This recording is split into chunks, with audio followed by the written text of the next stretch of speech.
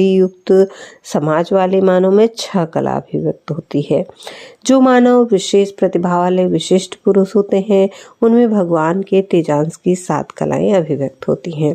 तत्पश्चात 8 कलाओं से युक्त वह महामानव, ऋषि, मुनि, संत और महापुरुष होते हैं जो इस धरती पर कभी कभार दिखाई देते हैं।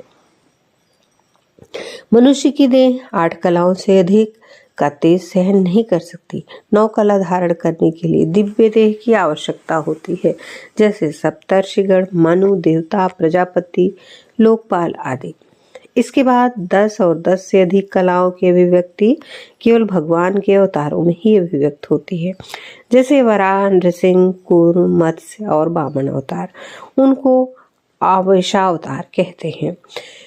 उनमें प्रायः 10 से 11 कलाओं का भी भाव होता है। परशुराम भगवान को भी भगवान का आवेशावतार कहा गया है। भगवान राम 12 कलाओं से तो भगवान श्री कृष्ण सभी 16 कलाओं से युक्त हैं। यह चेतना का सर्वोच्च स्तर होता है। आखिर 16 कलाएं क्या हैं? उपनिषदों के अनुसार कुमति, सुमति, विशित, मूढ़, छिति, मूर्छित, जागृत, चैतन्य, अचेत आदि मन की अवस्थाएं हैं। मनुष्य मन की 3 अवस्थाएं। प्रत्येक व्यक्ति को अपनी 3 अवस्थाओं का ही बोध होता है, जागृत, स्वप्न, सुषुप्ति। क्या आप इन 3 अवस्थाओं के अलावा कोई चौथी अवस्था जानते हैं? जगत 3 स्तरों वाला है। एक स्थूल जगत जिसकी अनुभूति जागृत अवस्था में होती है, दूसरा सूक्ष्म जगत जिसका स्वप्न में अनुभव करते हैं, तीसरा कारण जगत जिसकी अनुभूति सुषुप्ति में होती है।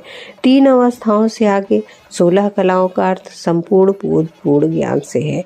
मनुष्य ने स्वयं को 3 अवस्थाओं से आगे कुछ शब्द नहीं जाना, न समझा। प्रत्येक मनुष्य में 16 कलाएं सुप्त अवस्था में होती, अर्थात उसका संबंध अनुभूत यथार्थ ज्ञान की 16 अवस्थाओं से है। इन 16 कलाओं के नाम अलग अलग ग्रंथों में भिन्न भिन्न मिलते हैं।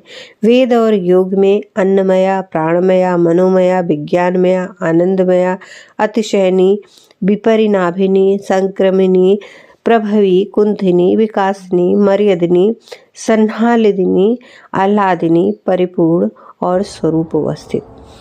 अन्यत्र ग्रंथों में श्री, भू, कीर्ति, इला, लीला, कांति, विद्या, विमला, उत्कर्षणी, ज्ञाना, क्रिया, योग, प्रभावी, सत्य, इसना और अनुग्रह।